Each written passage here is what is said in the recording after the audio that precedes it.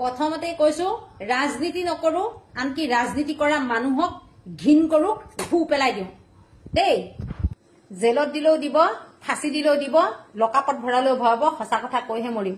এই কিছুমান গোবৰ চেলেকা বিলাকে হিমন্ত বিশ্ব শৰ্মাক মাকৰ লগত যৌতুকত আনিছিলে নেকি?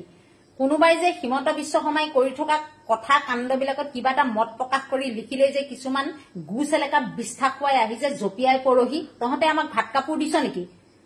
নে হিমন্ত বিশ্ব শৰ্মা অসমৰ মুখ্যমন্ত্ৰী নহয়, তহঁতৰ বিশেষ কিছুমানৰ বাপেকৰ পৈতৃক সম্পত্তি হিচাপে ভাগত পোৱা বস্তু তহঁতে ভাল বুলি কলে আমিও ভাল বুলি স্বীকাৰ কৰি লম। তহঁতৰ নিচিনা মেৰুদণ্ডহীন ৰঘুমলা জাতীয় আমি জীৱ নহয়। এই হাত দুখনে নিজে কাম কৰি খাইছো, কাৰো এটকাও অনুগ্ৰহত জীয়াই থকা নাই। এখন স্বাধীন দেশৰ নাগৰিক হিচাপে নিজৰ অধিকাৰ সাব্যস্ত কৰিছো আৰু সত্যৰ পক্ষত থাকি সদায় মাত মাতিছো। বেয়া লগা নাই তহঁতৰ?